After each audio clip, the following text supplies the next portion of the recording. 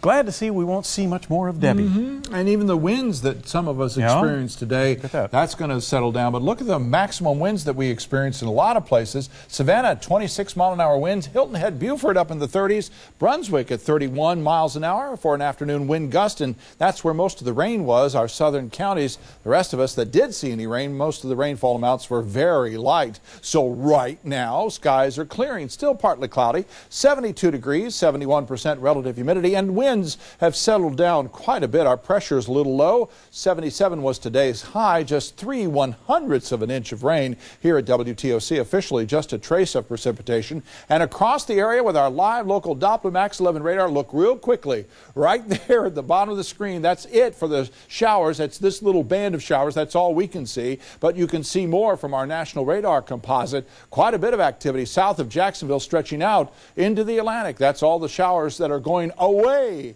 with a tropical depression, Debbie, now. Indeed, a depression that's continuing to work its way across this Florida peninsula. Look at our clouds here, though. They're really starting to thin out this evening, and we think we'll see lots of sunshine. Those thinning clouds were already in progress, thanks to Debbie's shot from Ridgeland, South Carolina this evening. Look at that pretty view there with the sun highlighting some of those cirrus clouds. And look at this shot. I wish I knew who took the picture and where the picture was taken. It's just absolutely lovely. Clearly someplace farther inland. I'm guessing Bullock County, northwest Bullock County. That's just my guess. I don't know if that's true or not, but what a pretty picture out on a country road. Whatever you've got for weather pictures, tell us where and when and who you are, and we'll say thanks at picswtoc.com. Love to see the pictures. The cold convection, the cold cloud tops of the deep convection of a tropical system. One band pushing off, then here comes another. It already is pushed off. Don't be surprised if another forms as we go through the day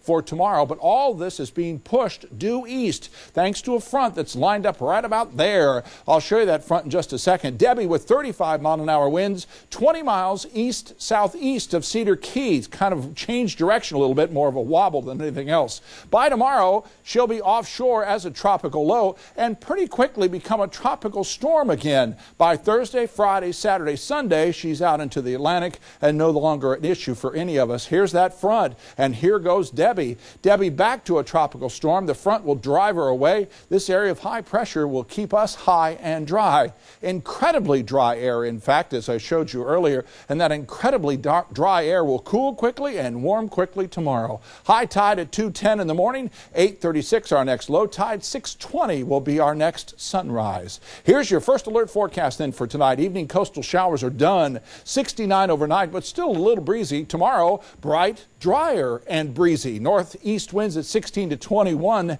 and 88 for an afternoon high. 66 tomorrow night. Then we hit the 90s. Sunshine 92 on Thursday, 98 Friday, 99 Saturday, 98 Sunday, and a risk of some showers and thunderstorms to wrap up the weekend, but it's going to get hot.